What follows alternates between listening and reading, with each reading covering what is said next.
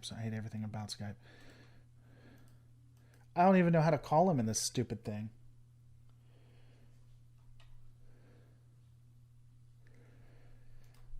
Hey, I live in 2020, not 1980. How do I call you on this program?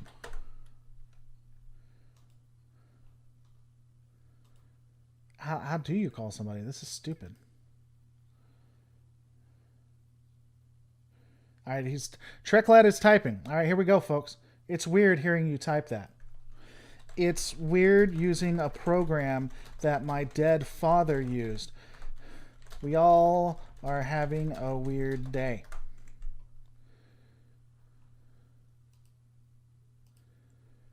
I sincerely have no idea how to call him in this. Hit the phone icon in the top right. There it is. Thank you, Bird of Prey. Oh my god. Ow. Hold on. I've muted you on YouTube now, so. Oh, that was probably a good idea. Yeah, probably. Okay. How do I turn the volume down on this? What the hell? Who would do this? Who would use this? Hold on. Do you know how to turn the volume down on you?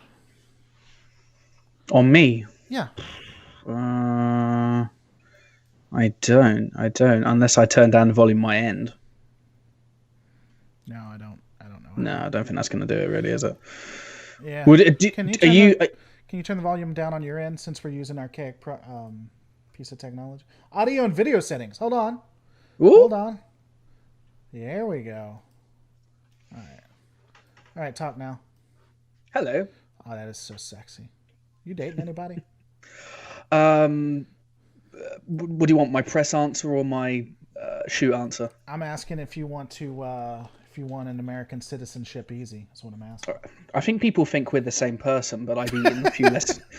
We've never been in the same room together, to be honest. And no, Tyler Durden all over again. This could be pre-recorded, so there is that. What isn't pre-recorded? Well, that's what I'm saying. Yeah, it's kind of like what's his name? He's oh hell, I forget his name. He's gonna get mad that I did. Lore Runner, he's dead, right? He's not actually. Yeah. It's all just Matrix shit. It's all just Matrix shit. He says. So what you been up to, man? How you been doing? I'm good. I've been well. First of all, thanks for letting me pollute your channel with my English filth. Always a pleasure, and I'm looking forward to having you chuck whatever you want at me for the next hour or so. I'm sure. We're here till 1 p.m. Central Standard Time, man. That's it. This is your day. What time? What time is it? You're in now? 10 a.m. Central Standard Time. I mean, that's nothing. I'm not in it for the long haul. I'm in it until you piss me off enough. You are. Well, we should have a I've pissed Treklad off meter. you just tick it right below you every time. That would be.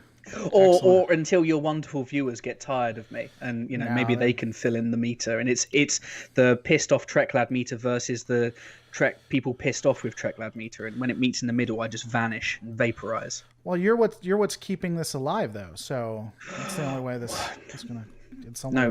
No pressure at all. Well, that's what I'm saying. Look, I feel like I might appear. Ha ha! Hello. Yeah, there you go. See, look at you, sexy man. I'm gonna put you right down here, right here. I mean, when you say sexy, I mean you're essentially talking about yourself. It's like because we are the same person.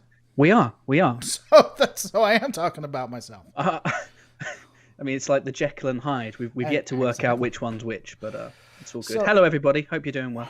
Yeah. So if you guys have any questions or anything, let us know in the chat. This is not thought out really well, so I guess we're just going to be here hanging out until we get into it. But so we've been talking about some really safe topics like religion in Trek. So what do you think? Do you think apparently half my chat thinks that thinks Kirk was a Christian?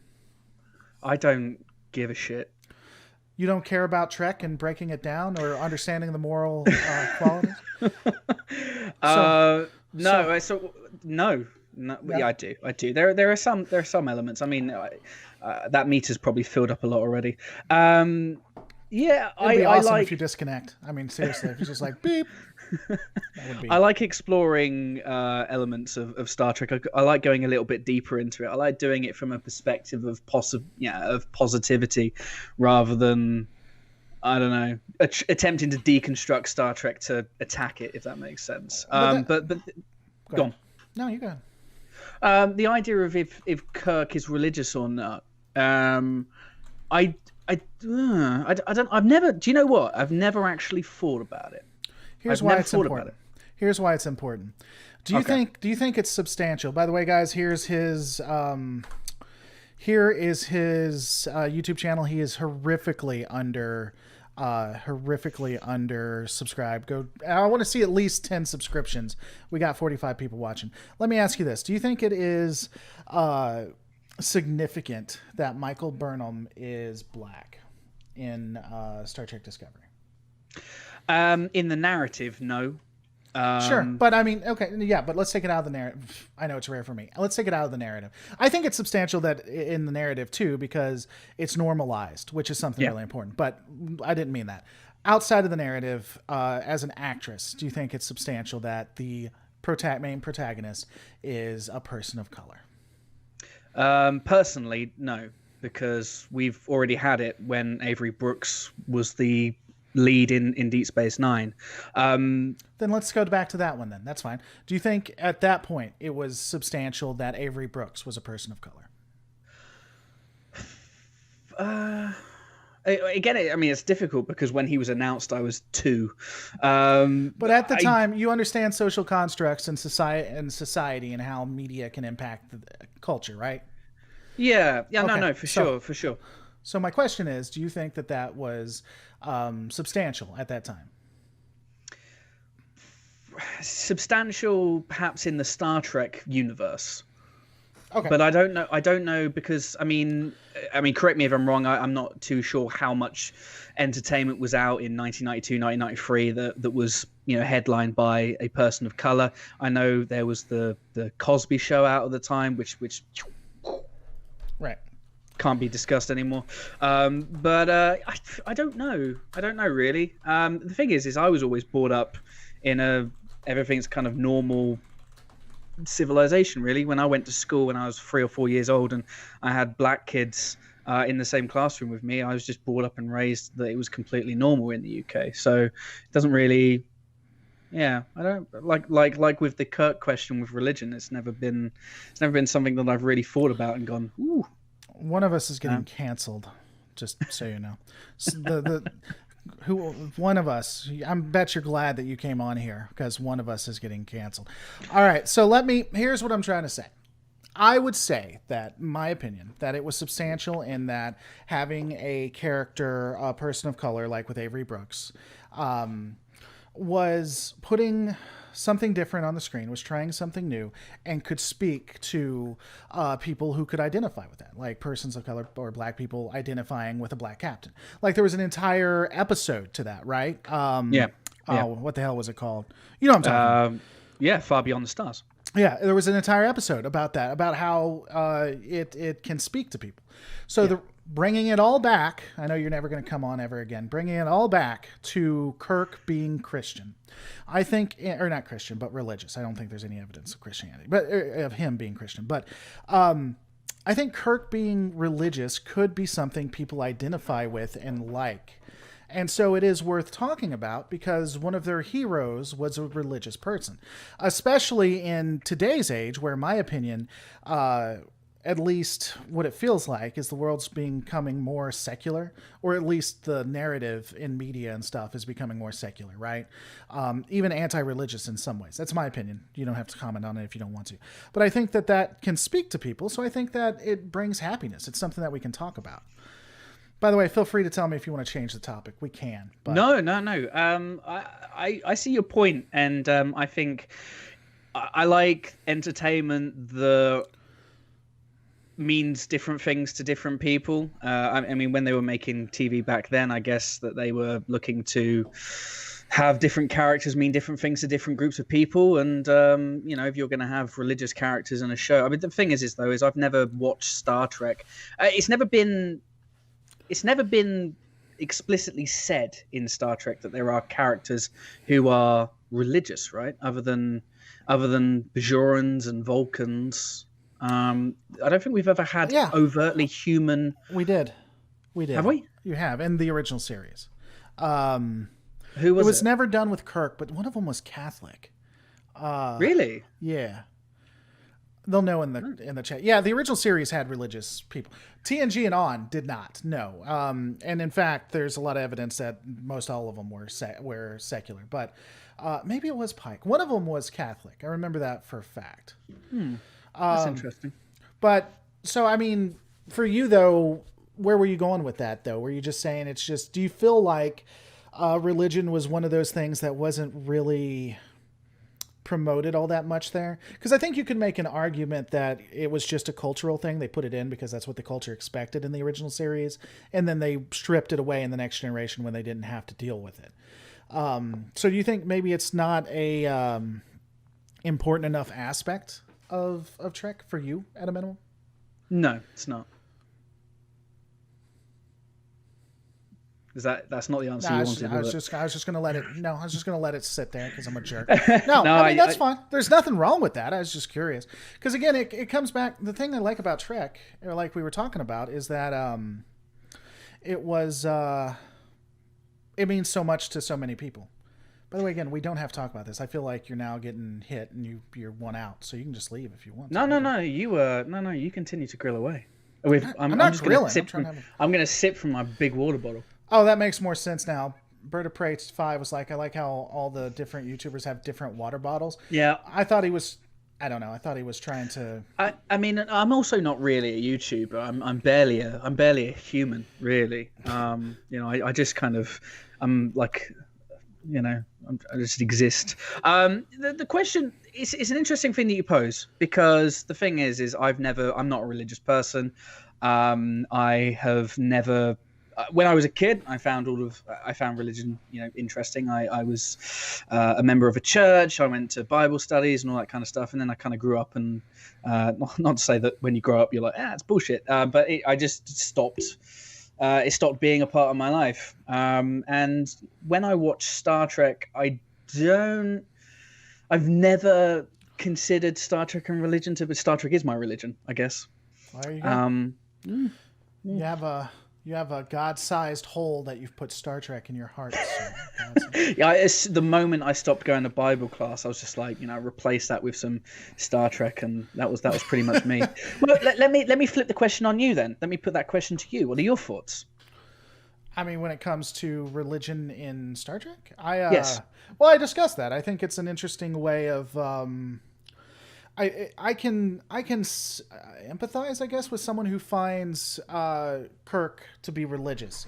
And yeah, I do think, just to answer what someone said in there, yeah, I don't think he's Muslim, but I do think he could be Jewish. But there's no evidence that in the 23rd century Christianity persevered. So he could. Well, no, I stand corrected. I stand very corrected on that. There's no evidence that other monotheistic beliefs exist on Earth. So he could be Jewish, he could be Catholic, he could be Christian, he could be anything. But I think that it's substantial because it allows someone who has a belief in religion or in a specific God that they can identify with that in Trek, right? So like I had an ex-girlfriend who was black, and it was during the time that Discovery was still new and everything. And so I kind of asked her, I was having a conversation, I was like, you see this character, but it seems like it comes at the expense of other characters. And the something she said was so prolific to me. She said, when you watch TV, you want to be able to identify with someone. You want to be able to see someone that maybe has the life experiences you have, and that's why you fall in love with them. And that's why a lot of people like Michael Burnham or Avery Brooks or whoever, because they see someone that now looks like them, reminds them of them, so they can now connect with it. So when it comes to religion, I think that at least for someone who's religious, they would like DS9 or the original series. Now, the way Trek has treated religion has been pretty horrific from the Next Generation on, I think. You don't watch it that much, or you don't look for it that much, but in TNG, they were pretty anti-religious. DS9 got a lot better. But, go ahead. What were those examples of anti-religion? Right. What were the examples of anti-religion? Is that what you're asking? Mm-hmm. Oh, okay. Hold on. I'll give you the best example. There's a lot. Now, some will come back and say, if you look in the chat, well, in Data's day, they talk about having a Buddhist holiday or something. I agree. TNG has continuity issues. I will always agree with that. But more than not, they attacked religion. Hold on. Let me find it for you.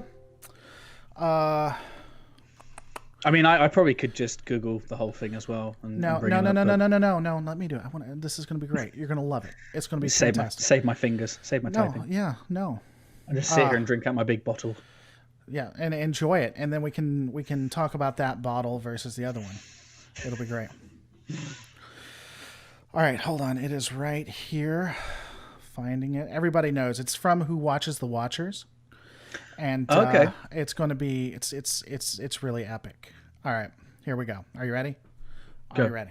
All right. So we're in the observation lounge, and you have the Baron talking with Picard and Riker, and Baron says, maybe the best route is to because these people have been let out of religion, right? They become logical. They're like Vulcans, and Baron is like, maybe we should lead them back into religion. Maybe to save the people on the ground, because there were people who were about to be killed that was a part of their crew. Maybe to save them, we make them believe that a god might exist. Now, here's how Picard believes in that. When it comes to specifically Picard's opinion, and this is something that's echoed throughout TNG, not just from Picard, but others.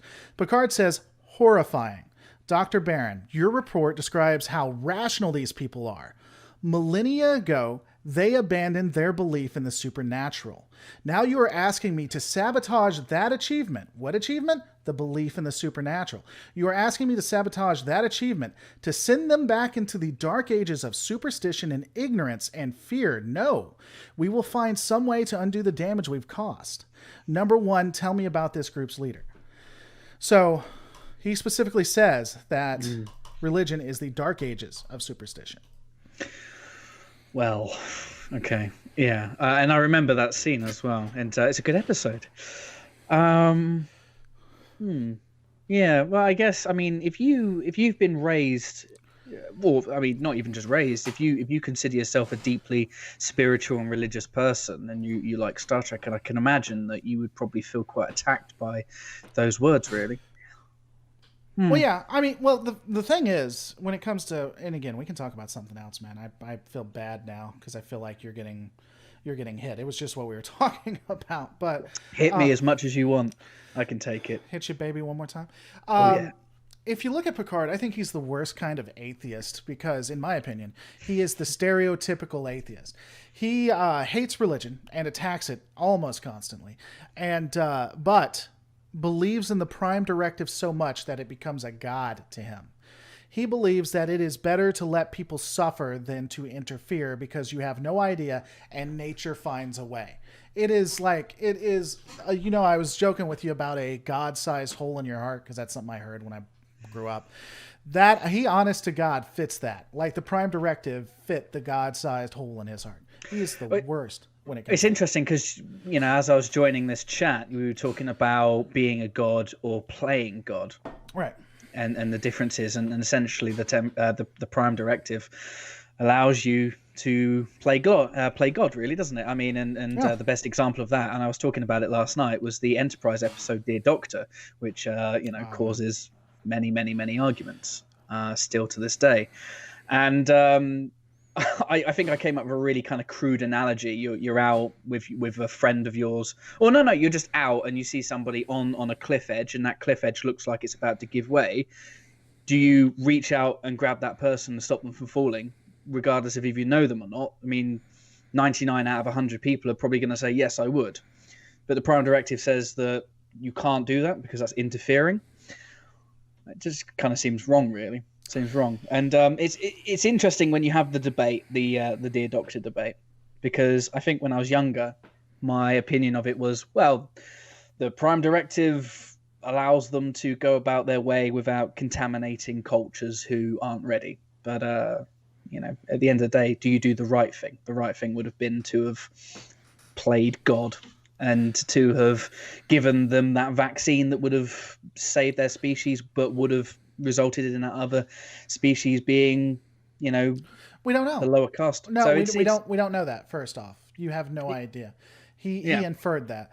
I'm a huge deer. I think that is the word. It made. It's always interesting to watch the villains, Archer and the Doctor, kill people and then be put as heroes. It really is. It would have, like, if it's like watching Marvel, but they did it from the perspective that Thanos was the hero. It was kind of, that would have been interesting. So the one thing is, the Prime Directive changes based on what series you're watching. I really liked the original series way they looked at the Prime Directive. How much of the original series did you watch, out of curiosity? I've seen it all, but I was watching it like when I was 6 years. I've got like fragmented memories of the original series, but give me some examples. So for instance, and I forget exactly which episode it was, but they come on this. I'm gonna butcher this. They come on either a ship or planet, and it's about to be destroyed. It's going to destroy all of the civilization. Kirk wants to fix the computer. Spock comes back and says, well, he wants to fix the computer so they don't destroy themselves, so they don't do whatever happens. And Spock says, well, that's breaking the Prime Directive. And Kirk says, well, that's better than them not existing at all. Like, it was a very pragmatic way of looking at the Prime Directive. I think that in TNG, most of the time, it was just by the letter. And it felt like in DS9, it became a little more pragmatic, though they'd break it just to break it because they didn't want to be TNG. And in Voyager, I don't think they cared. I just don't think any of them cared anymore. I think Janeway used it based on what she thought would cause the most suffering in all of it. So this is from SF Debris, but I think the way TNG's Prime Directive, it is the perfect analogy in my opinion. Let's say that you come up on a burning car, a car that is just on fire, and inside of that car is a baby. And you decide not to save that baby because you think this is what nature has decided, that they got to figure it out. And then you get bonus points if you explain to your friend how this is the right thing to do. Because you can't, because you have a non-interference mentality. I think that is the most viscerally emotional way of explaining the Prime Directive. It is, but it's flawed, isn't it? Because the car's on fire. The car isn't an organic. It's not created by nature. It's something that's been built, and that's fair enough. But it wasn't built by you. So who's to say that you would interfere in that? I interfere in a lot of stuff. Oh, do you? Okay. I'd rescue that baby for sure because it's the right thing to do. It is not. That's interfering in something. You didn't make that car. You didn't set it on fire. You had nothing to do with that event. So, no, no. But I'm the guy that when I'm walking around my house and around my garden, and I'm about to step on a snail, I'll pick up that snail and I'll put it back in the grass. Because one, I don't want the sun to dry that snail out when the weather clears up, and I don't want to stand on it because when I stand on snails I get sad. But the thing is I didn't put that snail on the path. I'll kill them. I'll kill spiders in a second. I don't care. I'll genocide. I would genocide the spider race, every one of them. Yeah. I hate spiders. I hate them with a passion. You ever watch Pen Pals? That's the funniest thing. That's season 2 TNG, isn't it? It's the one where they have the big massive debate about the Prime Directive, right? Yeah, and then they get a random call from help from a little girl, and it's like, all right, we can ignore it. All of this for the last 30 minutes, we've been having a debate on if we should help them, and then the girl says, "Please help me," and not a government official or anything, man. It's really interesting, that episode, because Data at that point in his on-screen development was still very much like if he had a question, he'd go, "Inquiry." He'd be very robotic about things, and that was, as a machine, he was so far away from the emotion chip at that point as well. Right. He would, he's more cold and calculating than the most logical Vulcan, right? Right. He wouldn't give a shit. He didn't put up with any of that crap. No. No, but you get, but it's the writers, isn't it? Because you've got inconsistent writing. You've got a writer that's this week Data is going to be compassionate and he's going to break lots of different protocols and speak to this young woman, this young girl whose civilization probably don't even know what a warp engine looks like. Right. But it's just a week to week. The next week he might just be back to being, I'm just going to do what I'm told because I'm Data and I'm an android. That's what I do. I'm Data.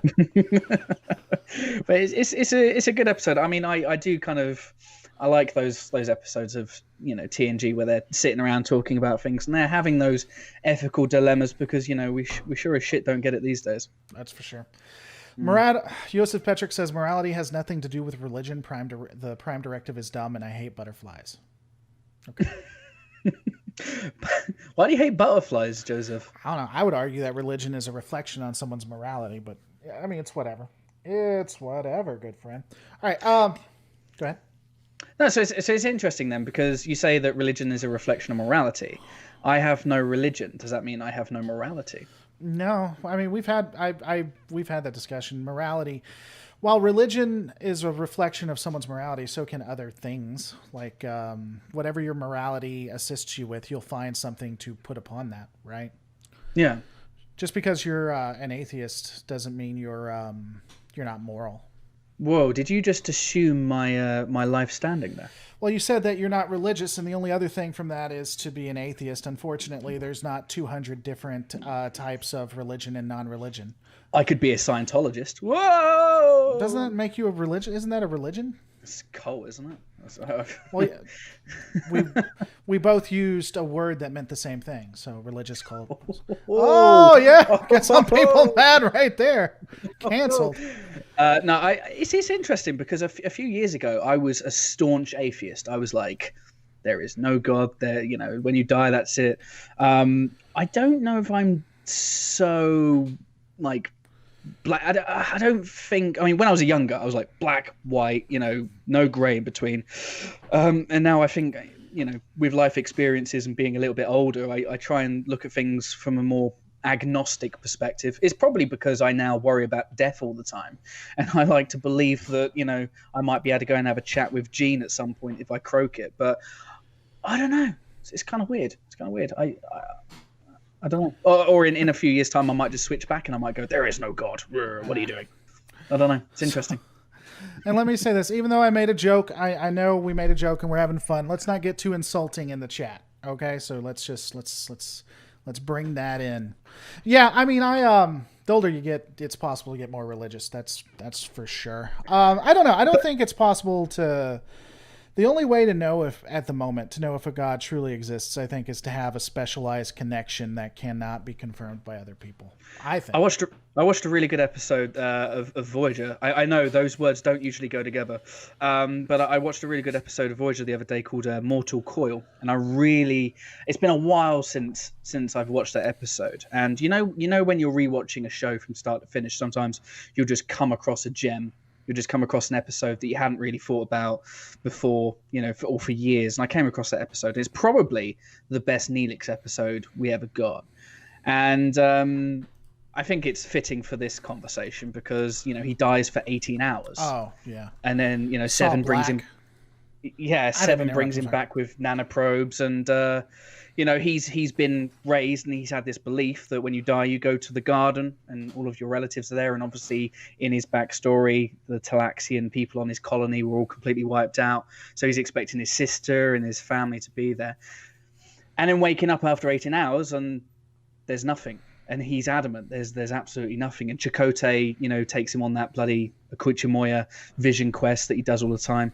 And, it's a really good episode because I think that episode as well was a Brian Fuller episode as well. Oh, what could have been, and it's I think it's well written and it really got me thinking about life, death, and if something comes next, and if Neelix goes from being Leola root enthusiast to bleak, there's nothing. Voyager did a really good job with religion when it came to that. There's a couple other episodes I'd suggest. I'd suggest Sacred Ground, because Janeway is a staunch atheist in that. I love her atheism. She is the best atheist in my opinion. And then and I forget the name of it, but there was one with B'Elanna, where she goes into a coma or she dies and she thinks she goes to Tovacor. And they actually have that discussion of whether she's actually in Tovacor or not, or it's just her dying brain that's letting her do that. But it's important to her, so she goes back into the coma, even though there's a risk, to help one of her friends or I don't know, somebody get into Tovacor. I think Voyager is generally pretty bad, but it does some really good stuff with religion. I don't know that there's a bad religious episode on Voyager. There may be. No.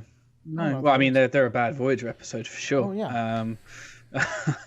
Yeah, it's interesting though. I think these conversations are good though, because I'm going to go away, and when I watch my next batch of episodes, I will be looking at it from a different lens. You know, seeing when these things pop up and trying to examine them in a bit of a different way. I think it's important that we do that.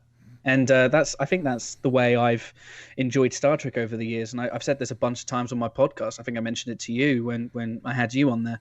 Was when you grow up and you watch Star Trek, it's all about pew-pews and explosions in space. When you become a teenager, it's all about Seven of Nine and T'Pol in the most tight uniforms possible. And then when you grow older and you become, you think that you're an enlightened soul at 21, and you start getting all deep and, bullshitty on Star Trek. And then you get to 30 and then you're kind of like, I kind of like it for what it is, and I can kind of mush all of those concepts together and pick and choose it. I've never watched 2 episodes. I've never watched an episode the same way twice, I don't think, which is interesting. Is it like is that what's called the Never-Ending Story, the sequel to Never-Ending Story? Where have you seen that? No. Have you seen the Never-Ending Story? Yes. Okay, so the Never-Ending Story, the sequel, he gets the same book, and he's trying to take it from the store person, whoever fucking plebeian that has to work for a living, and he's like, she takes it back from him. He's like, no, I've already read this, and she's like, well, you never read a story the same way twice, so it reminded me of that. I don't care if you care. I thought it was interesting. So how about the Mets? You a big baseball fan? I've never watched a game. Do you know what? I actually watched. I watched. What's his name? I watched A-Rod's last ever game a few years ago, but I was absolutely drunk and high off my face, and I remember being like, "Hey, that A-Rod guy, he was good, wasn't he?" And that's the first and last time I ever watched baseball, unless we include Take Me Out to the Holosuite. And then if we're talking about baseball, then And then you've done nothing but watch it. Exactly. Yeah, got to beat those Vulcans, yeah. Exactly. I love how they didn't ever beat them, but they were just like happy about it. Yeah, and that just infuriated. I do you know what? Here's the thing.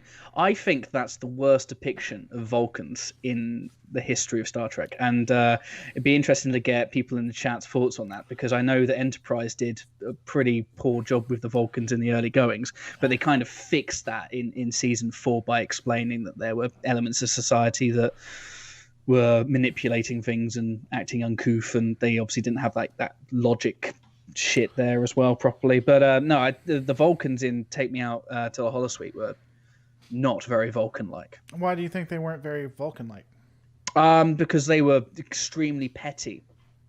And I can't remember the lead Vulcan, because there's like what Star Trek does is it introduces one character in charge of leading a group of characters. You never get to meet that group of characters. They're just kind of in the background, but there's this one guy and he represents all of them.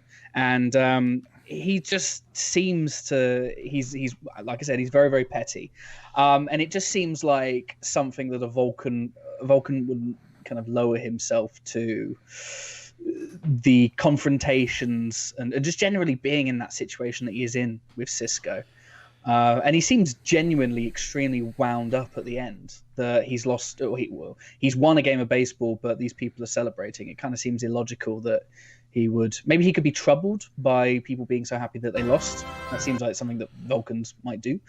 Right. But yeah, he just doesn't seem like a very good Vulcan to me. But that's an interesting point, because and it's something that I was talking about the other day, is that Star Trek is not very good at fleshing out the alien civilizations that we know.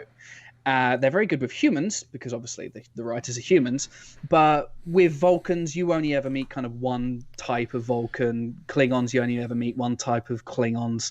Romulans, so on and so forth. There's no like diversity, and it's something that they arguably have done a little bit better in Picard with the nuances in Romulan society and things like that, those like different names that they get called, the different secret societies, the stupid sisterhood, but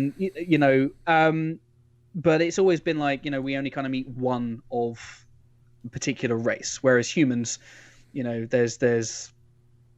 come in all different shapes, sizes, colors, heights, genders, all sorts of different labels.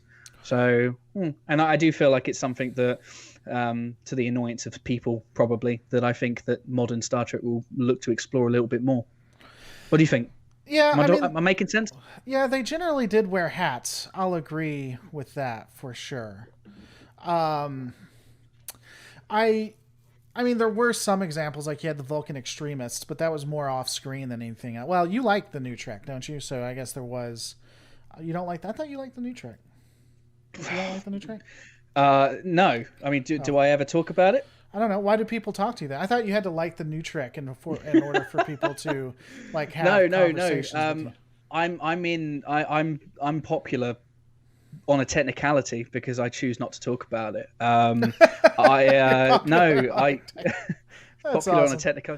I have massive issues and concerns with Discovery. More so with Picard. I think Discovery I think it's still got potential. I think Picard needs to just move on as quickly as possible to a new adventure. I've really enjoyed the videos that you've been making about Lower Decks, and I agree with a lot you've been saying about it because it is legacy Trek. I think they've really nailed the old school flavors of Trek there. But yeah, no, I mean, I can see potential. I can see things that I can see. Like I said, I can see potential with Discovery now moving into the future. I think Picard exploring a different side of what we already know is it's got the potential, but the writing needs to be better.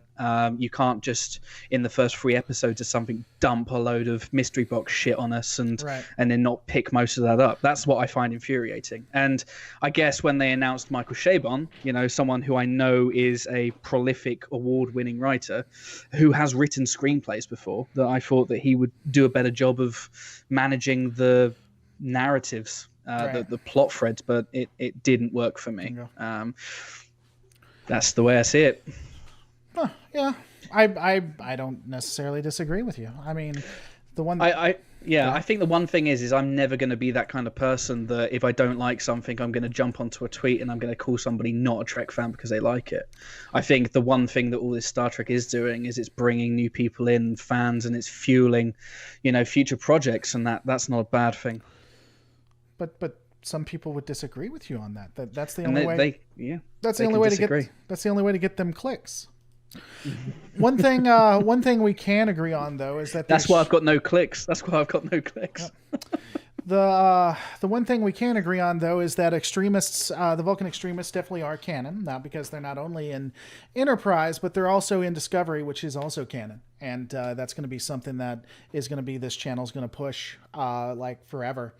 Logic extremists, I think we can all say are canon and in universe, just like the smiling koala.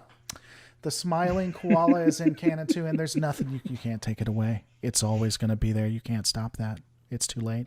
Anyway, I'm not talking to anybody specific to piss them off. I'm just saying, just pointing it out there. There's a question for you, I think, and that was the original thing I thought we were going to talk about when you got on, and then it was like religion. How many people have you talked to? Like, quite a few, right? Like a ton of people. Oh, what, on the podcast? Yeah. Yeah, I recorded my 52nd conversation last night. I've been recording podcasts for 3 months, so quite a few. You have, I'm trying to think, how many, you've talked to YouTubers and have you talked to people in the industry?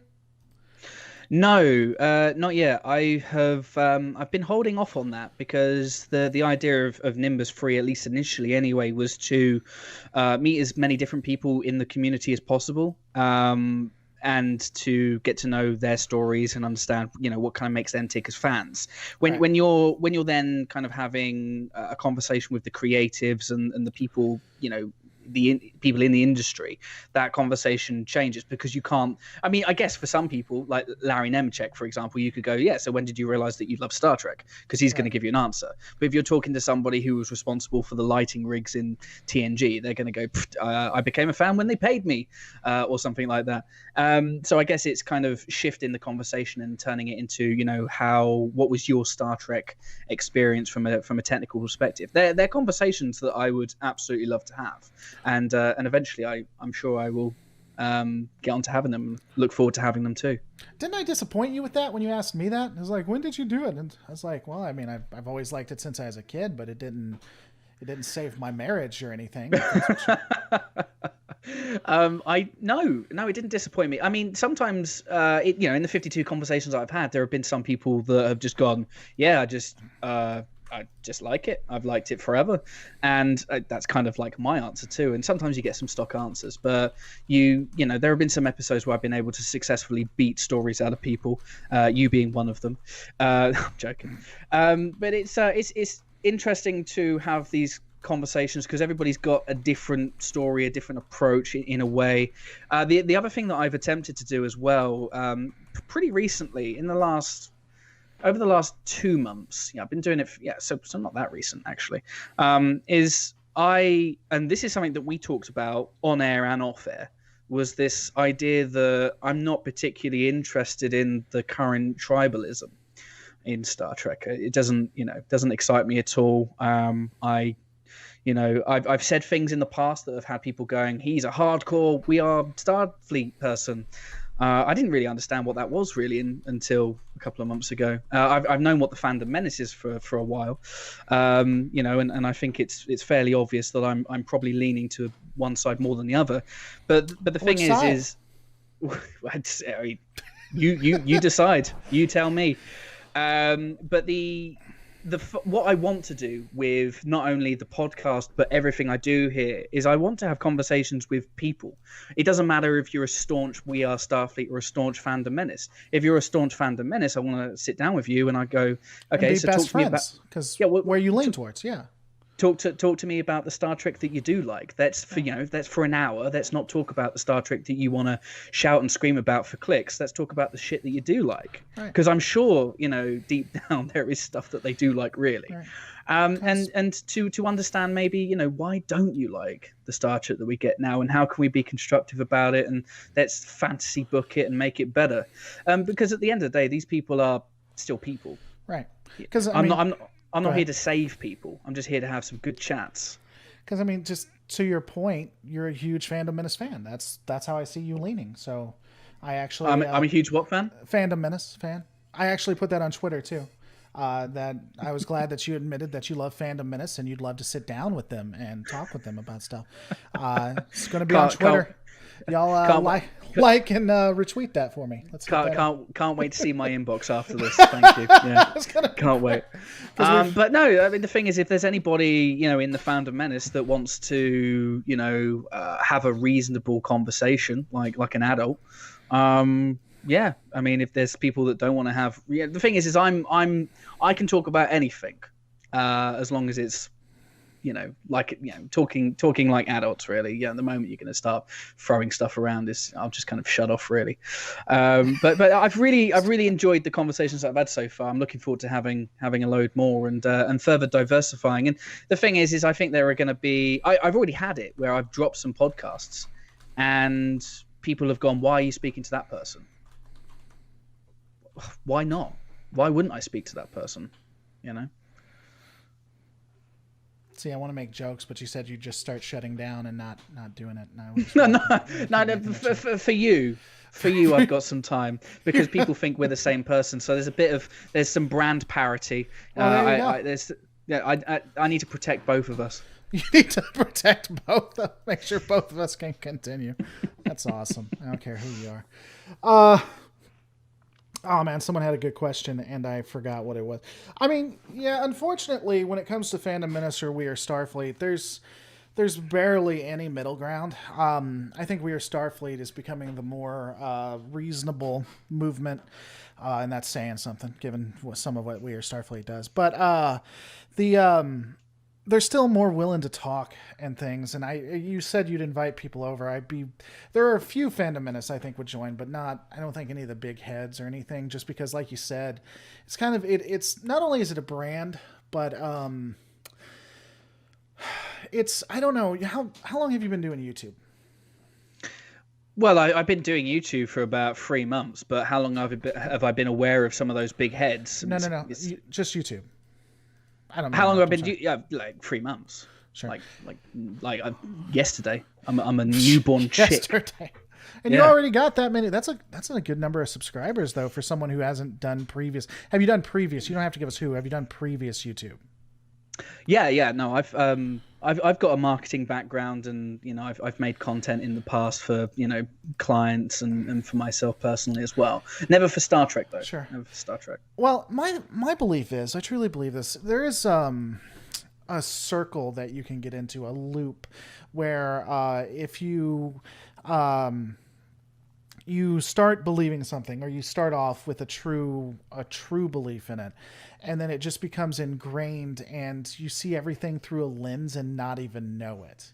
Yeah. And everybody can do that. That's not just like Fandom Menace. I mean, We Are Starfleet does that. I mean, Jessie Gender, I love her to death. We talk all the time. We have our own podcast, and I'm going to get her on. I would say that I think she has a little bit of a lens. That she will be more apt to love something that's Star Trek, regardless of what she sees before. So that's just a lens that I think that she has. And I think that is what a lot of Fandom Menace is doing too, just the opposite of it, and worse. She can say when stuff's bad. Are you referring to like an echo chamber, or is it like a bias, a consumeristic bias? I mean, echo chambers help it, but I'm saying like it's easy to get in one mode and see everything from a specific point, like to hate everything that Kurtzman ever makes and then not be able to realize that's what you're doing. So I think that a lot of people just don't like Kurtzman because talk to you later, just a sec. Just don't like Kurtzman because of Star Trek Discovery or other things. And so now, no matter what comes out, when they watch it, they're not going to like it. They don't have the ability to see. And a lot of people think that it's done for, like you said, like views or clicks or such as that. I think some people just don't realize they're in that circle. They don't realize.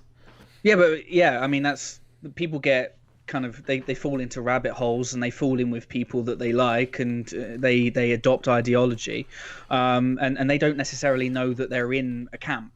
Right. They don't know that they don't know that a flag has been firmly planted on their head. And I guess, I mean, it's probably not the same thing, because in my whole adult life, I've gone absolutely out of my way to avoid echo chambers, to avoid kind of planting a firm flag in particular camp. I like to, I'm a bit of an on the fencer, politically, socially, with the entertainment that I digest. And in my early time on Twitter, I created a banner, because I do graphics as well, and I created a banner for which said we are hashtag We Are Starfleet. And honestly, I didn't actually know much about. I didn't know that We Are Starfleet was a movement. I didn't know that it was a thing. I just thought it was a cool hashtag, and I liked it because Starfleet, for the most part, in my basic brain, is a nice organization. It's the protagonist organization in the franchise that I'm connected to on Twitter. So I just kind of created it, had a rainbow inclusivity flag on it, and I put it out there. I didn't realize that people have been attacked by people who use that hashtag. But the thing is it's really difficult to control a hashtag, really, because a hashtag can be used by anyone. And I think for the most part, people who have adopted the hashtag We Are Starfleet, for the most part, are really good people, lovely people. There are some lovely people in the Fandom Menace camp as well. Mm-hmm. There are people on, I think Star Wars put it the best in one of their crawls. There are heroes on both sides. Evil is everywhere. so yeah, I put that out there, and people were like, "Do you realize how problematic that is?" And I'm like, "No, I didn't. No, I just thought it looked neat, and it's made people happy for 5 minutes on Twitter." So, I guess that's probably me just being a bit naive back then. But I'm the way I am is I just try to go out of my way to avoid like politics for 2 seconds. There are politicians on both sides that come up with good ideas and good arguments, and there are people that come up with bad arguments and say bad things, and it's just on both sides, and people just tend to pick heroes on either side and plant their flags, and I like to look at both sides. So on my Facebook, and I once got called out for this because here in the UK, politics takes a bit of a classist angle as well. So if you're working class, you're a Labour or like a Democratic supporter. If you're on the elite privileged side, you're assumed to be a Toff or a Tory. And on my Facebook, I like both the Labour Party's Facebook page and the Conservative Party's Facebook page. And I think someone did some digging and they found that. And they were like, "How can you like the Conservative Party page?" I was like, because I like to understand where both people are coming from, and I like to see the comments, and I like to kind of put two and two together. And they're like, "Well, I just think you're not helping the problem." I was like, "I'm sorry you feel that way. I just don't want to get sucked into an echo chamber that I can't escape." And does this make sense? It does. It does. Real quick for the people in the United States who are watching, Labor Party is not like the Democrats. Just so you know, Labor Party is so drastically. The Tories would be Democrats to us. Just so you know, the Labor Party are not. They're yeah, because you said I believe in Labor, the Democrat, because you were talking about something else, but that would confuse people. Do not think Labor Party in UK equals Democrats in US. That is not at any point. Yes, apologies for any confusion potentially there. In America, everything is just way worse. We're so far conservative versus, even the Democrats are like horrifically conservative compared to most of the rest of the rest of the world. I'm sorry that I made it a political thing for 2 seconds. No, it's fine. I don't care. It's whatever. I talk about anything. Nothing really is off. Two things, though. First off, that does make a lot of sense. I generally try to get a better understanding. I like watching, I don't watch, people get confused, but when this is your life, like when science fiction and Star Trek specifically are my life, when I go to do other things, I don't watch other Trek channels on my off time. Not generally. I'll watch Trek Yards or I'll watch you, ever so often, but honestly, I'm generally listening to some form of podcast, generally like political or something else, because again, this is my life for 40 hours to 80 hours a week.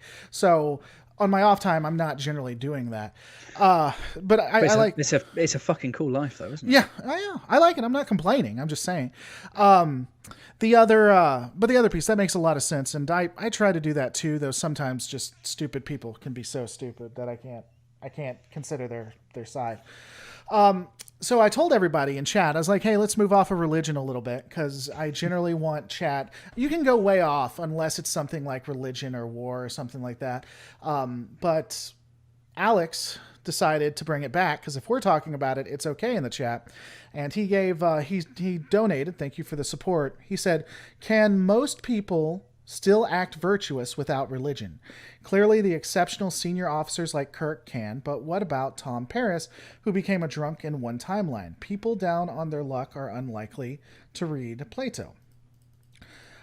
I would say that people can act virtuous without religion, and I don't think they have to be educated to do so. It would be my opinion that people are generally reflective of the society that they are within, and that because we are a social species, there are certain ingrained things inside of us at a biological level that have us act in ways that people would prescribe to God. I think that in a society, you can breed out the... people generally don't like killing other people. Now, I think that can be bred out of you in certain societies if from birth that's what you watch. But in most things consistent and not living in like war-torn countries, people generally don't like killing other people. I think that's because we're a social species. I think that would be virtuous. I don't think you got to read Plato to know that you don't need to kill someone else without a reasonable cause. So yeah, I don't think you need it. I just think that's an ingrained thing.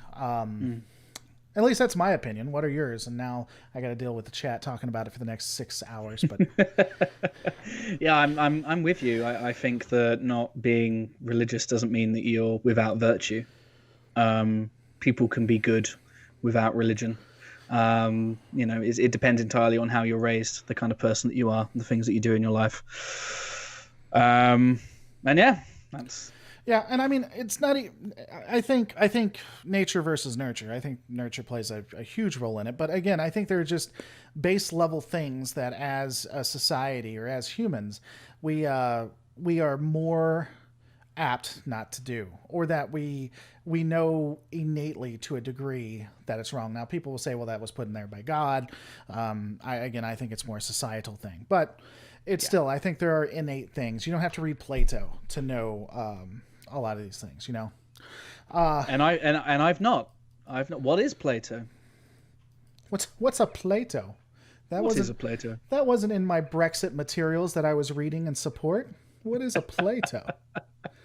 Want to get you in trouble? That's how we do it right there. Why did you say that word? Why did you say that word?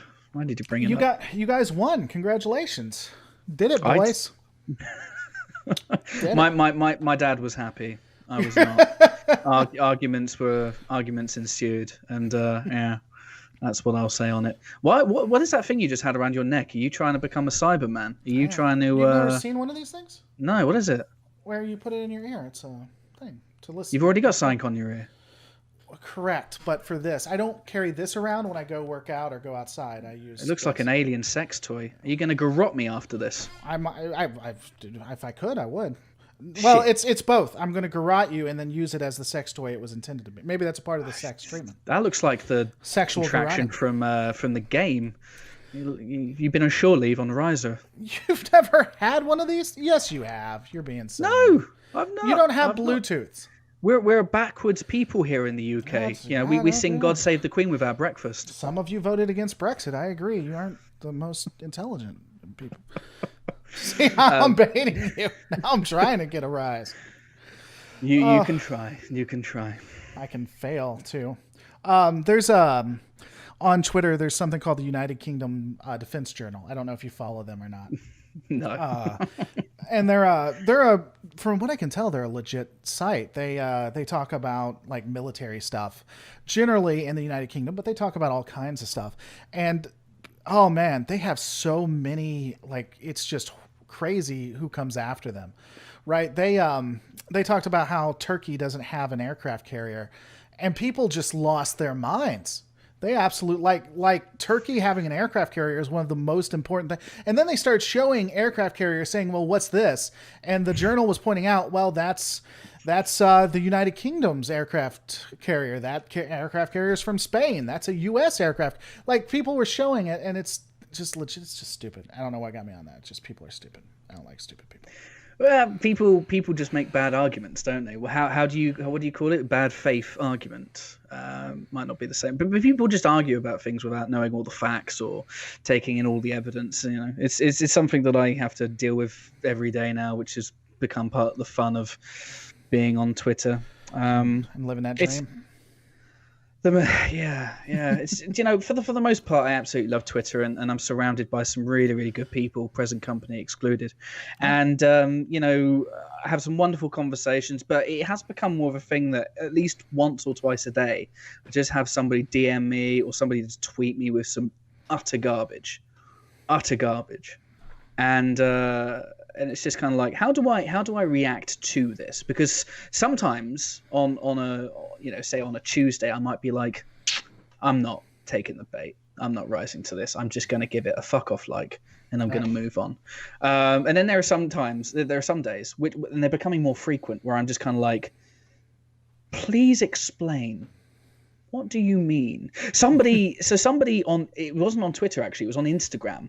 So somebody, it was the picture of Bob Picardo with the guitar. I think they were doing some promotional shots for Voyager, and he had this kind of awesome Galaxy guitar. And I was like, that's cool. I'm going to post that. And I posted it into Instagram, and somebody commented, and they basically said, I don't like Bob Picardo. He comes across as a very creepy and disingenuous man from some of his posts, and I don't like him. And I was like, the first thing I did was go to Bob Picardo's Instagram feed and have a look at some of his posts. And I was like, I'm not getting any creepy vibes here. So my response to him was, please explain. Right. I got no response. And I don't know where people come from most of the time. You know, I greatly want to understand. Help me understand things, Law. I can't. Well, all I can say is that my inner person is a troll, so I generally like. I like getting those people upset. Like, so for instance, like 2 days ago, I did a meme that I thought was funny, which was I saw it on Twitter and I stole it, and it was it had Chief O'Brien and it had Picard, and it said, "In front of you stands an amazing officer and some dude in a red shirt." And I was like, oh, that's funny. And so I shared it on my community tab. And people started losing their mind because I called O'Brien an officer. Or the meme did, not even me. The meme called him an officer. And because he's enlisted. And apparently that's a big deal. And I got so many complaints about it. I was like, there's a chance here I can piss off a lot of people in a short amount of time. And so I created like a 60-second video talking about how this channel will be dedicated to calling Chief Miles O'Brien an officer, and he'll never be known as an enlisted man. And it got the result I expected it to. It pissed off quite a few people. They were very upset in my decisions. Have you ever been sufficiently pissed off of anything in your life that you felt the need to vent at somebody on the internet? I mean, probably. I don't know. Generally these days I'm pretty relaxed. I like seeing people angry. So no, I don't like seeing people angry, but if they're going to get angry and they're going to get angry over stupid things, then I just enjoy seeing how far I can go. I really do. So like if there's someone on here that gets really pissed off, I try to keep them on the channel for as long as possible and then remind them that they've only helped me this entire time. Have I ever gotten so pissed off?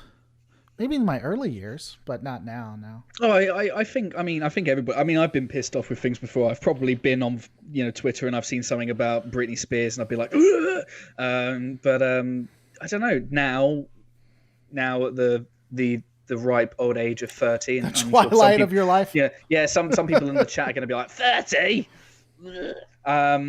It's no, I just don't have the energy to get. I don't really have the energy to do much anymore, as evidented by my output on YouTube.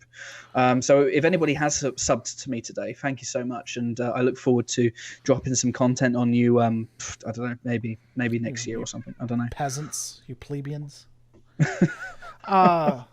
I mean, this is my job though, so I kind of go into that. I'm a capitalist by nature, so if I can use stupid people, you can't be a Star Trek fan and be a capitalist. I know, right? You can't do that. Because if one thing we know about Star Trek, the property of Star Trek is not one of the biggest capitalist cash grabs we've ever seen. If there's one thing, even when it was first created, it was not a cash grab. If there's one thing we know.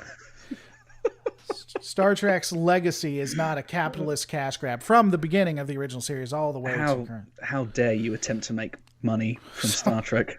How dare you? Well, it's not my content. Yeah, I get those too. Why are you trying to make money off someone else's content?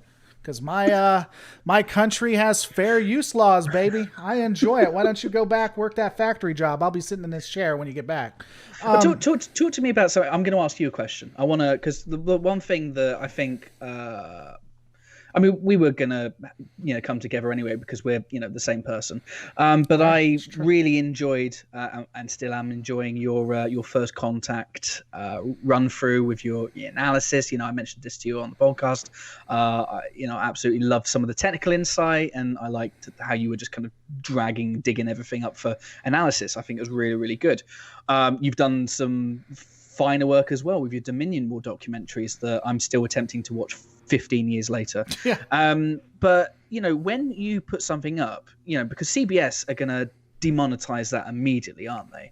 How many of the videos that you've made have been pulled completely or demonetized? And do you find that frustrating, and how do you get around making money from other content? I mean, because Patreon's going to help you, so is the join and pledging and the super chats and all that kind of stuff. But do you feel wronged when they demonetize your content like that? Well, something I started doing is like the Patreon and the super chats where people can fund the videos, and that helps out quite a bit. Generally, what'll happen is I fight them on it, and they release it generally, but it's 30 days, so it's effectively 30 days before I get to see any of the money. First Contact is the first one where they've actually said, no, we're willing to take a single father with 2 kids to court to see who wins.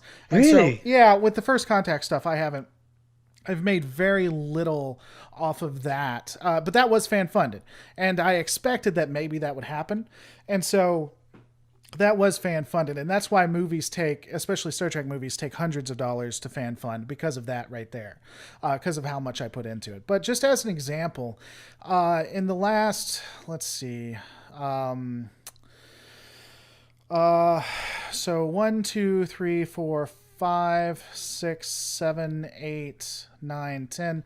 The last 10 videos I did, some of them can be seen, some of them can't. 1, 2, 3, 4, 5 of them are currently, 5 of them have been hit with a content ID or copyright claim, and 3 of them, all that money is going to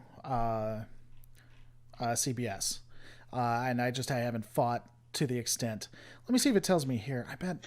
Does it? It must be exhausting. Oh, it's stupid. I hate it. Yeah, it's just so ridiculous.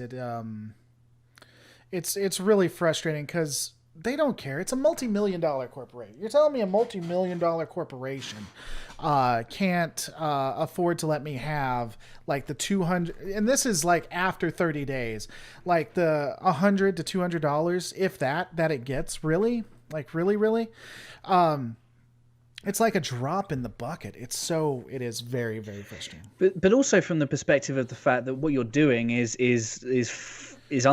legal under fair use, isn't it? Yeah, you're essentially transforming the content. Yes, you do show some footage, but then you transform that footage by analyzing and adding your own qualities to it, and that's fair under free use. So I don't understand why they would demonetize that and strike that down. And you don't have to be in the legal right to lose in the United States, unfortunately. So here's my thing. I've never taken them to court, and I don't know if they would back down at the last minute, but in theory, they could just beat me in numbers alone. Again, they're a multi-million-dollar corporation. I'm a single dad. So if I wanted to, I think I have every legal ground here, but they could just throw money at the problem and just keep me in there for years. I couldn't fight that. No. So the First Contact here, if you're just curious, let's see, 1, 2, 3, 4, 5, 6, 7, 8, 9. Oh, that's kind of interesting. 10, 11, 12, 13. So there are 13 First Contact, 14. If it's 16 First Contacts that I did. 1, 2, 3, 4, 5,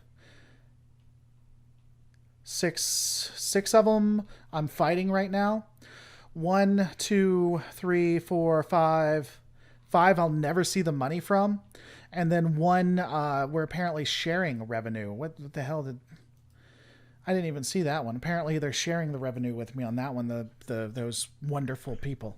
How gracious. Yeah, they're the only ones I have this issue with. Disney, Babylon 5, Doctor Who, never with any of them. They let it go almost instantly.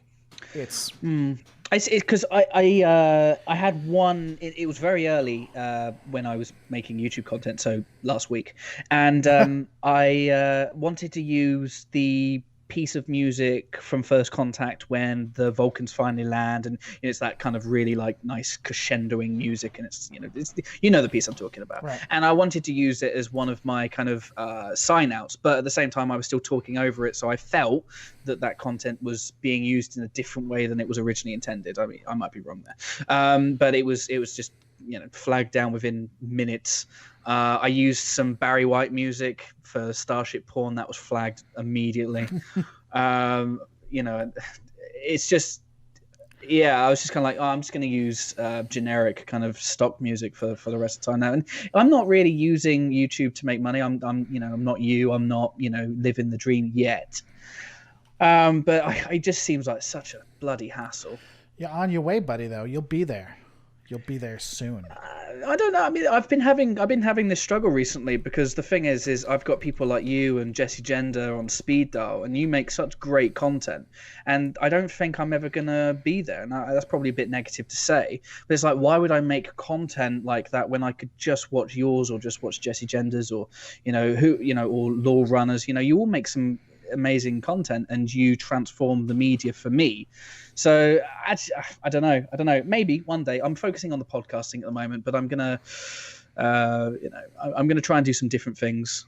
But yes, no, I see he's not living the dream. The single dad and the $1 billion companies. Yes, for sure. No, I got you. And also shout out to Dan23 being UK represent. But no, it's I'm sure I'll get there with your guidance and slash bullying, maybe. I really enjoy where I'm at right now. I'm just saying. I think that there's things that could improve. There's things that I hate, but I would say that I am doing what a lot of people would be envious of, and I'm very thankful for it. So, it may not be the perfect life, but I would somewhat say it's the dream. I mean, based on what you told me, it sounds like it's under fair use. I don't know how UK works. I do know that it has to be done in the US. So it sounds like you fall under the US fair use laws. As for the other stuff, I mean, what would have happened if Jesse said, "Oh, I shouldn't. I guess I'm not going to do anything. ContraPoints has got this taken care of." Or if I said, "You got SF Debris. Why should I make something?" I mean, you don't. That's true. You don't. Yeah. You become the best at what you are, or good at what you are by doing it, by putting yourself out there, by doing your brand. So, and I think I'm coming at the moment from a bit of a negative place. I'm a bit defeatist at the moment. That's just where I'm at the moment. But I mean, it's not to say I won't be eventually. I think it's all just biding my time, making some shit content at the moment, but then using that as an opportunity to look at it and go, right, how can I level up in the next video? Right. I'm sure it will happen. It's all a mindset thing, but I think you got this. I think you can do it. I have faith in you. Thank you. I mean, like you said, though, I can be a bit vanilla. I'm a bit bland, and I do sometimes I do veer away from some of those talking points. You're not going to have me come on a live stream and talk about religion in Star Trek. But what I do want to do, though, is I want to segue this back into some fire and maybe get the wonderful people in the chat talking about it, right? But you released a video yesterday or the day before about dismantling the campfire scene and how you don't like it. And let's argue about it. Okay, well, first off, it's not bad being vanilla. In fact, that can be your own thing. There's nothing wrong with being niched and having a niche thing. What specifically did you have an issue with when it came to the camp scene? What about my analysis did you find inaccurate? I mean, I just unsubscribed from your channel because you had a different opinion to me. You and 1,000 other people, so. Yeah, and I went to every single one of your videos that you've ever done and downvoted them because that's all to do with the campfire. And I am currently writing a hate letter in my own blood that I'm going to send to you.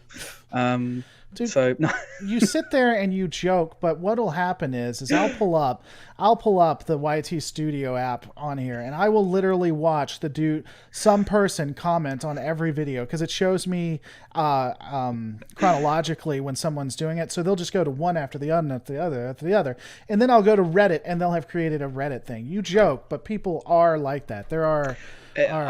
Well, you're never going to get that from me. I will say, I mean, Star Trek 5 is, I mean, it's unanimously. Here's a funny thing, right? Okay, I said once in a tweet that Star Trek 5 is easily the worst Star Trek movie ever made, and sure. The amount of people were like, what about Insurrection? Yeah, and I was kind of like, it's an opinion thing. Come on, it's an opinion thing. I mean, from a production perspective, from the way it was made, the way it's depicted on screen, the performances, special effects, Star Trek 5 is the worst film ever in the Star Trek franchise, from a storytelling and the way they took it and the way they attempted to pull the wool over our eyes. Star Trek Into Darkness is my least favorite Star Trek movie, so it's really just an opinion thing.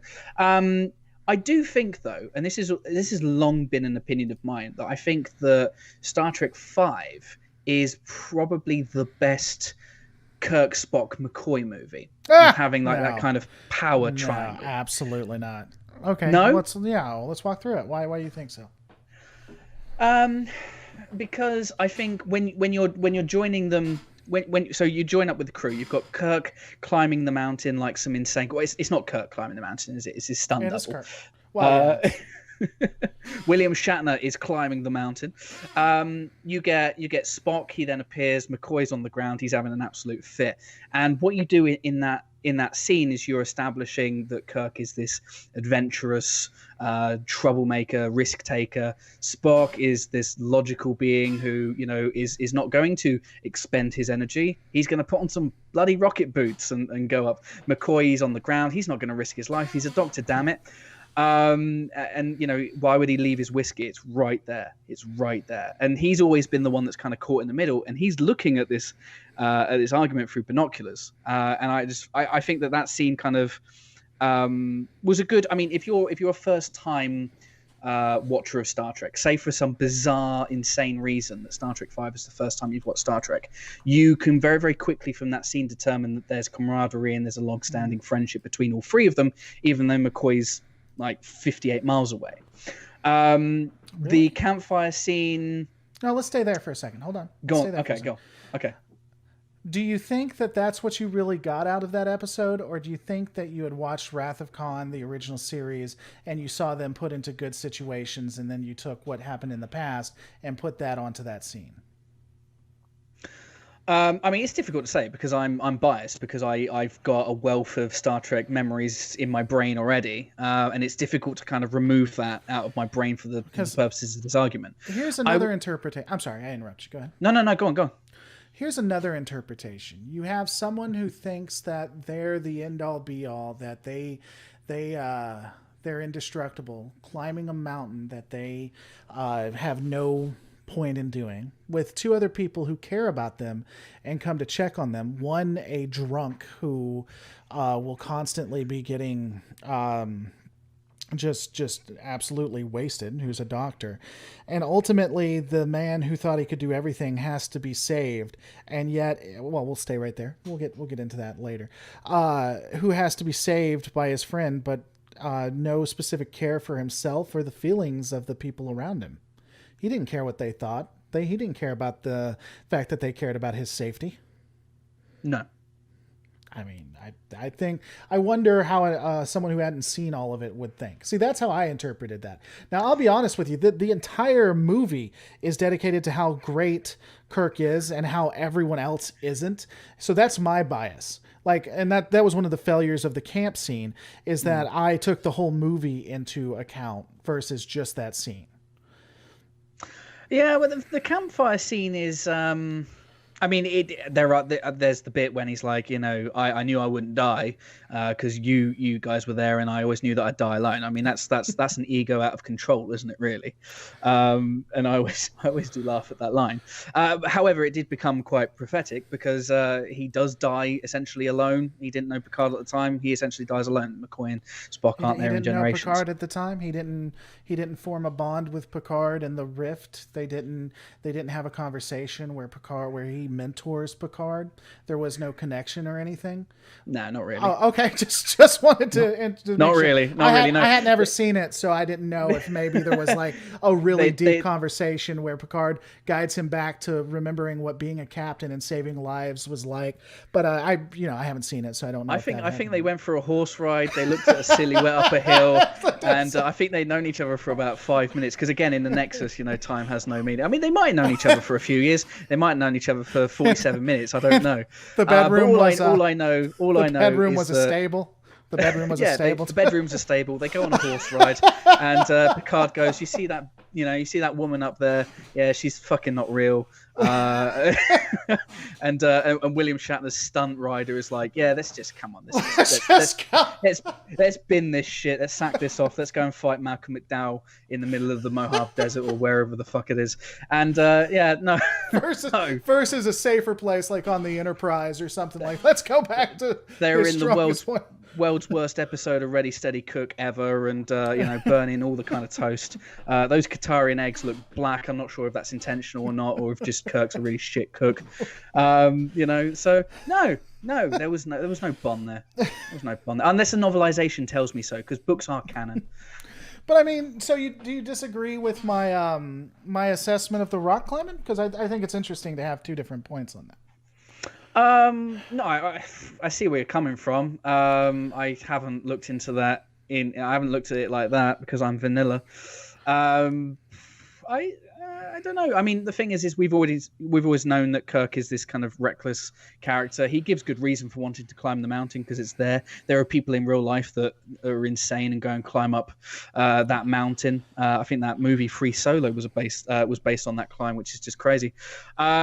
I just think that if we take it away from that introduction scene and then look at the movie as a whole, but then isolate it to the Kirk, Spock, McCoy moments, you also have that pivotal moment in the middle of the movie, which I think it's the face your pain scenes, particularly with McCoy and his dad, which had absolutely no right being in a shit can like Star Trek V.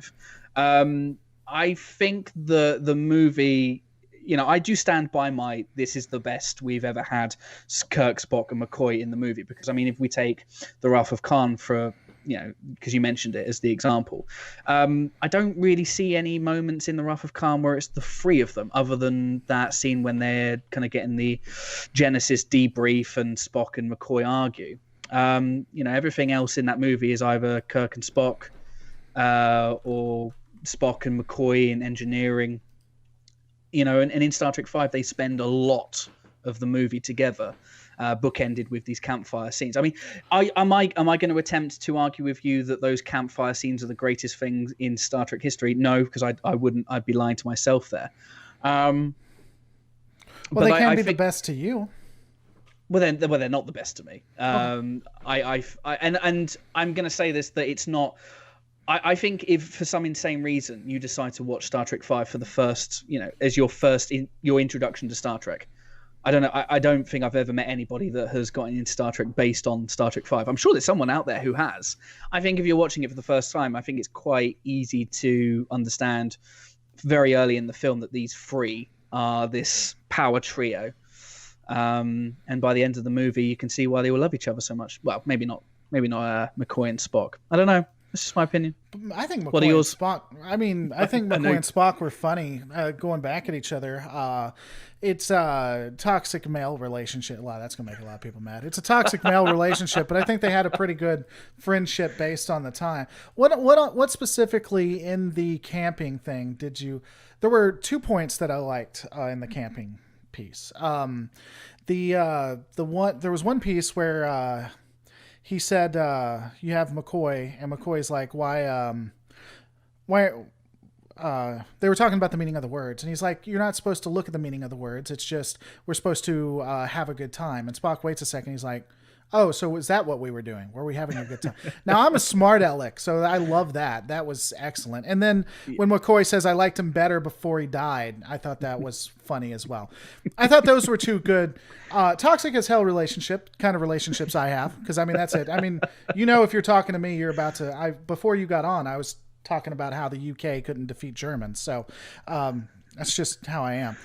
But I mean, that's just what you get when you're my friend. But beyond that, what exactly did you find that was intriguing about that? What brings them together? I liked.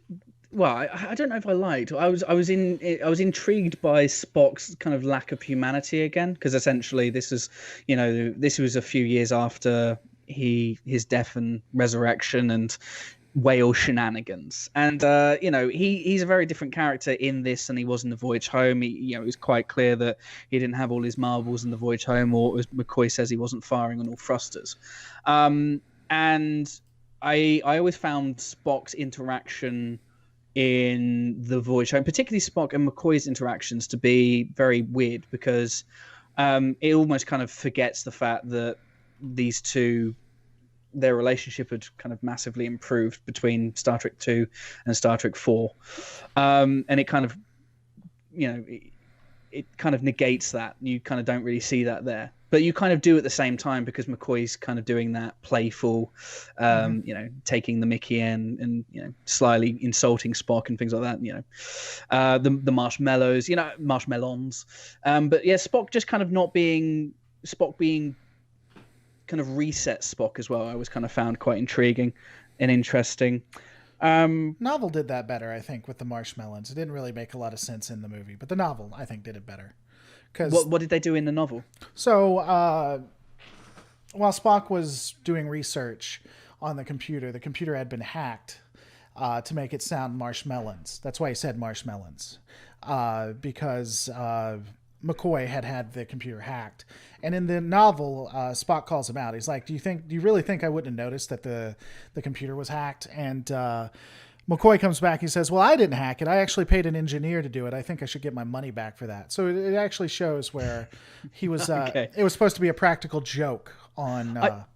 I think what the scene attempts to do, and this is I guess my interpretation of the campfire scene, and again the kind of bookending of it, the campfire scene at the beginning and at the end, is I think it's trying to show these free heroes in a way that we've not seen them before or for a very long time, as essentially free people out of the uniform, not on active duty, not in space, having a very low-key interaction.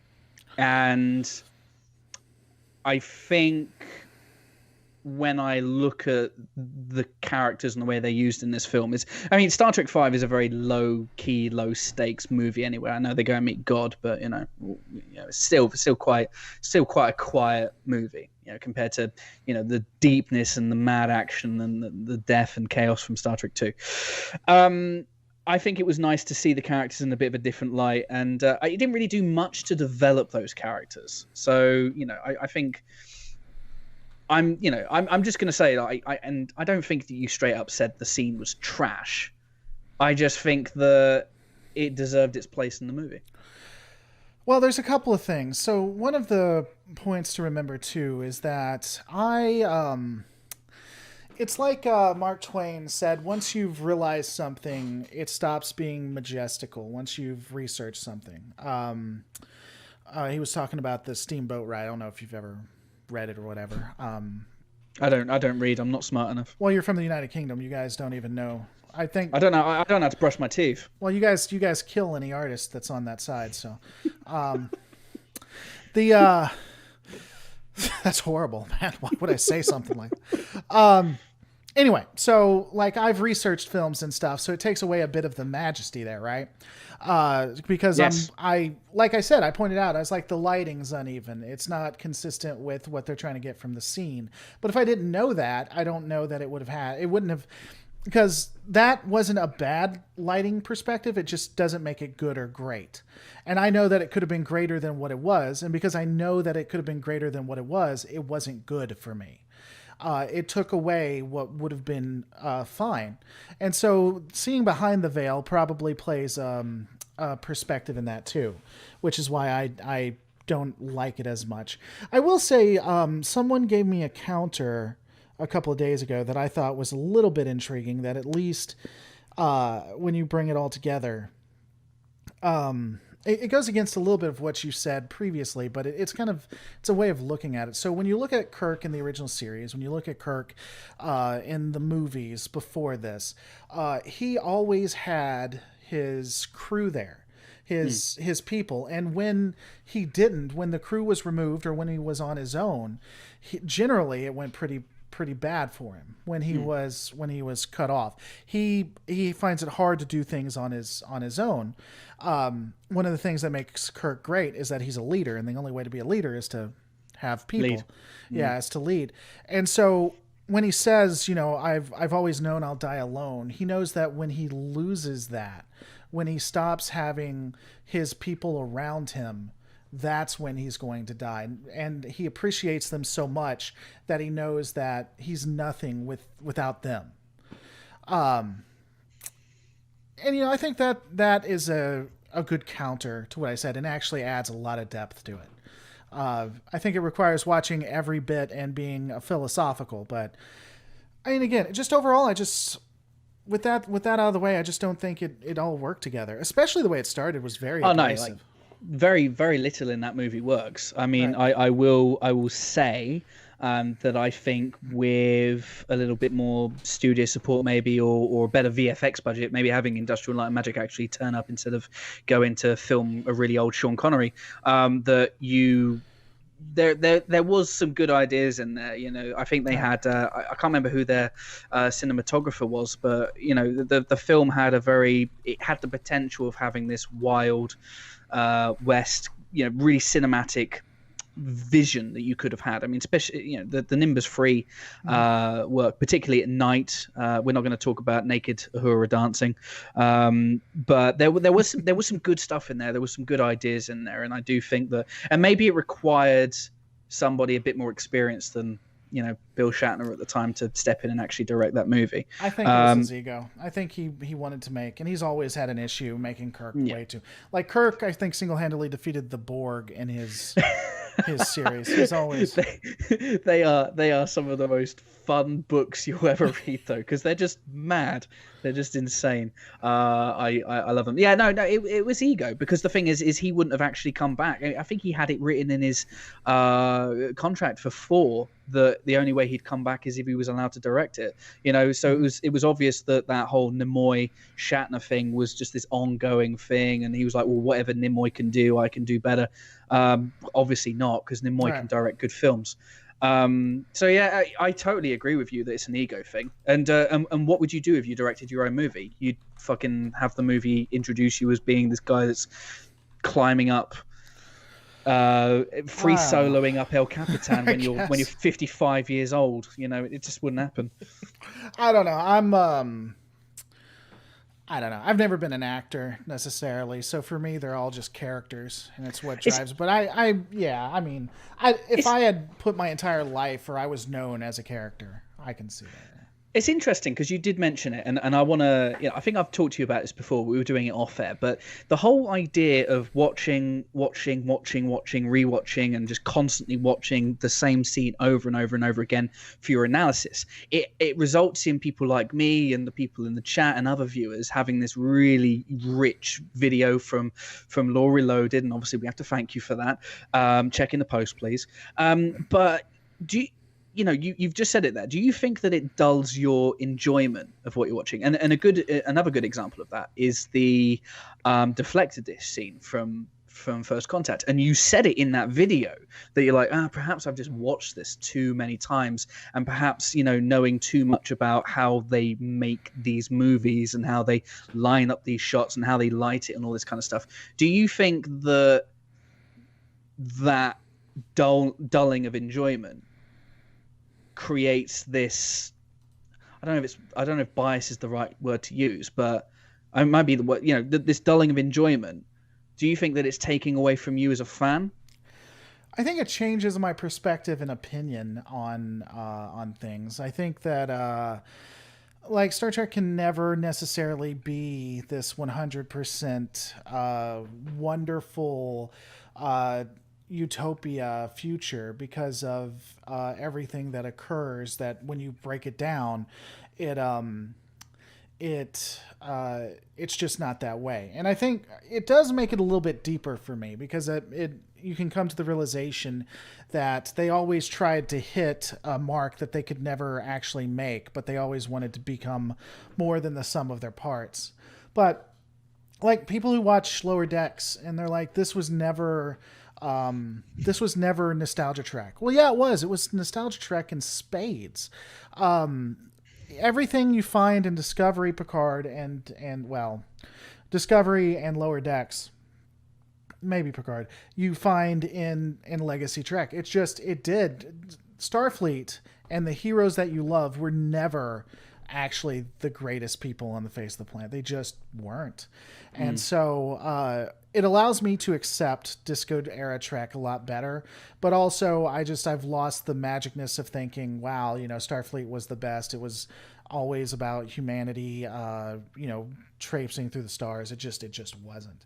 I think it changes it. And it depends on how you fall on the earth, or how you fall on things, if that's good or bad. Because again, it removes the mystique, Yeah. So, my film degree has completely ruined me when it comes to watching and enjoying films, though. Yeah, there's that. Because if I can see, or I'm thinking about something behind the scenes, then I'm not a part of the moment anymore, for sure. Yeah, yeah. It ruins that movie magic, doesn't it? Oh yeah, well that's what I'm saying. Mark Twain was right when he said, "Don't ever, if you love something and you want to continue to love it, definitely don't learn about it or do it for a living, because it loses that spark, for absolutely sure." Yeah. Would you say then though that Star Trek has lost its spark for you because you do this full time and Well, as I said, it's different. It's not the way so it depends on how you define spark. I don't think it's as magical as it used to be. I still really like Star Trek. I still enjoy. I wouldn't do anything I don't enjoy, but I wouldn't say. I'd say people who watch all those normies out there that watch Legacy and New Trek can probably see it in a more positive or nostalgic light light than I can, because I know everything there is about Legacy Trek, so I can't lie to myself and say it was different than anything we're seeing. I don't know. I don't feel like I'm answering your question, but that's the. How about you? Now that you're more getting into it and you're watching it more and you're breaking it down, is it still magical? And in 2 years, when you know as much as I do you think it'll still be magical? I don't think I'm going to know as much as you do in 2 years. More like 22 or 47, maybe. I don't know. I don't know. The thing is when I was, when you're younger and you watch something. I've been into movies and television, since I knew how to turn on a TV. I'll use a good analogy that you might like, you might not know, but might not like, but professional wrestling, for example. Right. Professional wrestling, I got into it at the height, 8-9 years old in the Attitude Era in the late 90s. And for about 6 months, I thought it was real. I was a bit like, they're punching each other a lot and they're not marking up at all. But that was when they could all bleed and stuff. And I was like, yeah, okay. But then my best friend told me that it's actually fake and it's all, all organized and it's all orchestrated and all this kind of stuff. And I was like, oh, okay. But for a few years, it did not alter my enjoyment. I still enjoyed it because of the storylines and, and as I grew up, I came to understand the background workings of it. I'm not really a fan of it anymore. It got really crap after a few years. But I would say knowing that it was choreographed and it still doesn't change the fact that they're slamming their bodies around and putting their bodies online and stuff. There's still an element of it that's kind of real from a physical perspective, but it didn't really change how I felt about it. And I guess to bring it back to films and to Star Trek, understanding how they how they make the models and how they make the matte paintings and how they create the uniforms and things like that. It didn't diminish my enjoyment of Star Trek. It changed it, because I would look at an episode and I go, "Ooh, how did they create the prosthetics for the Herosian, for example?" Right. And then you'd see like you'd see in the Xindi arc, you'd see that the Xindi reptilians were wearing the same uniform, the same outfit as the Remans in Nemesis, but with like piping over the shoulders, and you'd go, that's cool, that's neat. But it's not kind of lost its magic, because I kind of look at it through different lenses. However, I'm not in your shoes. I'm not living your life. If I was doing this for 40 plus hours a week, and also having to look after kids, would I enjoy it the same way? I don't know. I'd probably not. I don't know, because it becomes an industry, doesn't it? It's difficult to say. It is an industry. It's just you don't realize it if you're a consumer of it. I'm trying to think of a good example. Really, when it comes to storytelling, Star Trek does it really well, so it's hard to find specific examples where it's like this. But in some episodes, I think most all of them have impact. But it is possible that because of everything I know in Legacy and with Disco Era, if they try to do something and they make it great, but it's been done quite a few times in the last 50 years in other series, then it's not really a great thing. And if you've analyzed it so much that you know all of the instances, then it takes away from that. Like if Janeway breaks the Prime Directive in some, and then the episode is telling us this is some major thing, some great thing, and I can think off the top of my head 3 or 4 times that it was done in DS9 and TNG, then that just diminishes the experience in Voyager. So I think you have that. It's also a good party trick though, because I had another ex-girlfriend where she would turn DS9 on and just show me a shot of DS9. So she would stop it at one of the scenes and not play it, just show me a shot from it. And 9 times out of 10, I could tell her what episode she's watching. No, it's stupid. I didn't like that. She did it a lot, and I didn't like that. I did not appreciate that at all. Because it just is like, oh my God, I've watched this way too much. Because again, yeah, she would just stop in a scene. And as long as it wasn't just staring at a wall, and sometimes even if it was the wall, I could tell you what was going to happen in it. It was pretty crazy. I don't think I'm ever going to be there though, because truthfully, I just don't think I've got the intelligence to store that. No, because why do you put yourself down, man? You're a good person. No, I'm a realist. I'm a realist. My good friend Chris, he's a huge fan, and he can do this with Voyager, where you can watch the first couple of seconds of an episode. He'll tell you what the name of the episode is, and I've never been particularly interested in the minutia of Star Trek. I obviously like it enough that I watch your videos and I watch Lore Runner and other stuff like that. I like people that make content that bring up the minutia. I just don't have that knowledge because why do I need to? People make that content for me to enjoy. But yeah, I mean, I digest Star Trek as more of a kind of like an emotional thing for me. I don't know the name of the episode, but I know what happens in that episode, So unless it's like Darmok, and I know that that's the name of the episode, for example. But like a really good one, and I know this now, and I'll probably still get it wrong, is the episode where Deanna Troi gets turned into an old woman by the vampire dude. Yeah. Wonderful description, isn't it? Man of the People, I think, is the name of the episode. But for like 10-15 years, I would have never have gotten that right at all. And my mate used to laugh at me. He's like, how do you not know the name of the episode? It's just not important information, so it's just not in the brain. But maybe if I get more serious about this, then maybe that will be something that I will put in my brain. For sure, I can learn it. But it's a good party trick, isn't it? Like you said, it's a good thing. I'll say this, and I think we're going to end because I know you got to get off soon, and I want to do lunch at some point. I don't think, to go in that route, I don't think I could enjoy my videos the way you or other people do, and I think that's maybe the starkest difference, because when you do something for so long and so many times, it just becomes second hat. That's like anything. You do something 1,000 times, it becomes nothing, right? And so if I take a scene and then I can pull various facts from other series and other scenes and bring it all into this one scene and enrich that scene with all of the other information, that's something that's fun because it's not something that you've realized or have put together. And so people really enjoy that. I think that's a lot of why my scene analysis, like of the camping or whatever, because it makes it better. But if you know all of it already, plus more, then it's more mundane, It's not as magical because you already knew that, and it's mundane. So, yeah, no, I see it. I see it. You see it like you see the sun. I see it. You've woken my eye. You've awoken me. Ruined my life. I don't know. But no, it's. I'm sorry. Go ahead. No, it's interesting. I mean, like the thing is, whether you agree with it or not, I think it's always good to see things from different perspectives. And that's why I like watching your videos. You know, am I going to agree with it all the time? No. I mean, if I agreed with everything that you did all the time, I think you'd probably be a bit scared, wouldn't you? Really.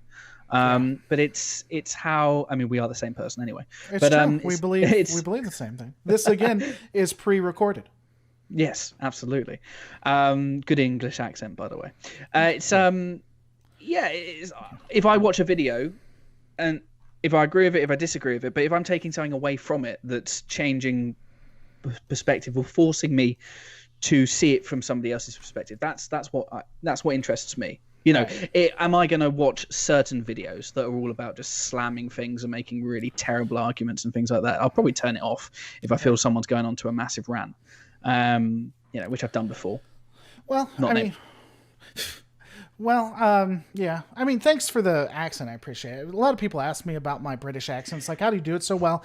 And I'm like, well, really all you got to do is imagine that you wanted to enslave most of the world through colonialism and believe that you actually done that, and the British accent just comes on its own. It's just crazy. My grandfather sends his apologies. Yeah. Exactly. So, all right, guys. We've still got a butler and everything. Charles, they're getting upset at us. All right, Alfred, come here. Fetch me the pudding, Alfred. Fetch me the pudding. We got some upstarts. Anyway, guys, if you check in the description as well as in the chat, you'll see where you can check out Treklads. He is currently at right now let's refresh. Probably still there though. 279. Hopefully we can 279. Yeah. Wow. Thank you, everyone. What was it before? 269. Oh, I think. I thought it was going to be. It was like 278. Anyway. 279. All right, thanks, guys. Don't forget to rate, comment, and subscribe. I will be doing stuff probably next on Twitch later today, about 2-ish. There will be an actual upload, so you'll still have all of that coming up. Hope you guys enjoyed, and we'll see you on the next one. Yeah. And we're out. Thanks.